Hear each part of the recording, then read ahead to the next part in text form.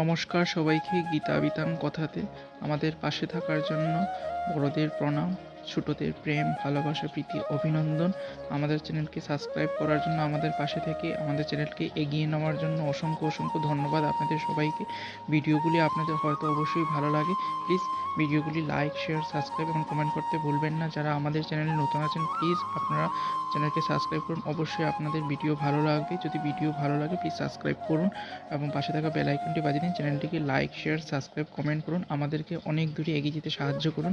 আপনাদের একটা like, share, subscribe আমাকে ভিডিও বানাতে অনেক বেশি উৎসাহিত করে। শুনুন আজকের আমাদের উপস্থাপনা, অবশ্যই আপনাদের ভালো লাগবে। শুনুন তাহলে।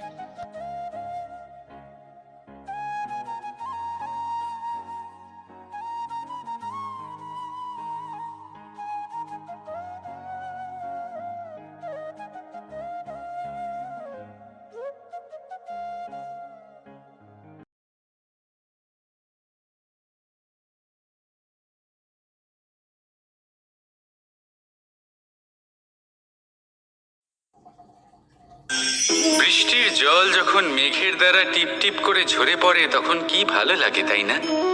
শুধু যে এই আবহাওয়া ভালো করে তুলে তাই নয়, এই মাটিতে সমাহিত হয়ে একটা অত্যন্ত সুন্দর গন্ধ উৎপন্ন করে। এই লতা পাতা, এই বৃক্ষ এদের জীবন দান করে, এদের পুষ্ট করে তোলে, আর তার সাথে অনেক জীবের কল্যাণ করে। কিন্তু ভাবুন, যখন বজ্রপাত হয় তখন কি হয়?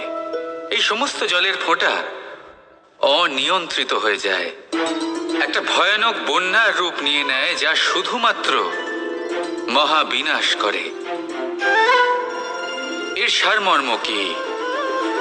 এর সারমর্ম হলো কর্ম করুন, কিন্তু তার নিয়ন্ত্রণ রেখে।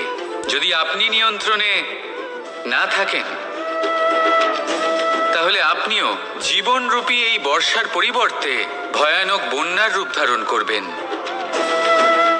এবার বিকাশ ঘটাবেন নাকি বিনাশ, সিদ্ধান্ত হলো আপনার। যদি বিকাশ ঘটাতে চান, তাহলে নিজের কর্মের সাথে সাথে নিজের মনকেও নিয়ন্ত্রণ করতে শিখুন।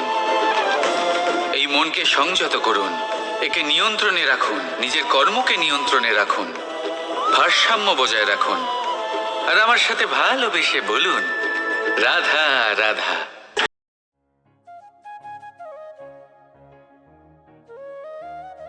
ধন্যবাদ সবাইকে এত সময় ধরে আমাদের পাশে থেকে ভিডিও উপভোগ করার জন্য।